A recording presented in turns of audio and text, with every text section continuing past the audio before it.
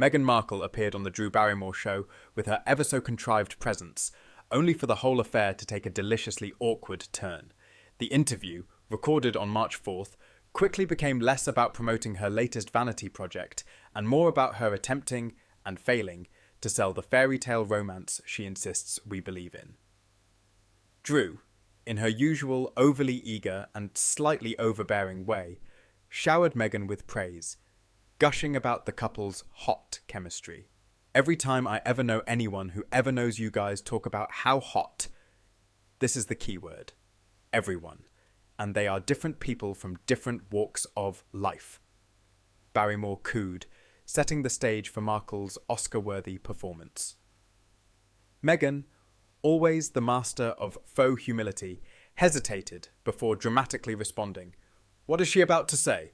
Cue the exaggerated hand-to-face move. Barrymore continued. They go, they're so hot for each other.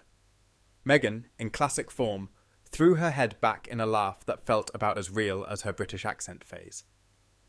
Meghan wasn't about to let this golden PR moment slip away. She launched into a totally rehearsed monologue about how lucky she is to have found her beloved H. He's funny, he's kind, he's charming, so charming in fact, that no one else besides Meghan ever seems to describe him that way. But wait, the plot thickens. According to body language expert Judy James, Barrymore's reaction wasn't entirely what one would expect. Initially, Drew seemed captivated, arms crossed over her chest in what James calls a self-hug, possibly indicating admiration or, more likely, cringe-induced discomfort. Then, as Meghan's gushing monologue dragged on, Barrymore's expression turned noticeably blank. Maybe she realised she was trapped in yet another Markle PR stunt. And then came the telltale moment. Meghan's infamous tongue JUT. Right before she declared, "I did not expect to meet H," there it was. Another tongue poke, a signature move among body language experts that screams deception. Does anyone actually believe the fairy tale Meghan keeps pushing? Every time she's on a talk show, she ups the ante with a new exaggerated claim about her undying love for Harry, her alleged struggles, or her desperate need for privacy. This time, though, the cracks were visible even before she hit the stage.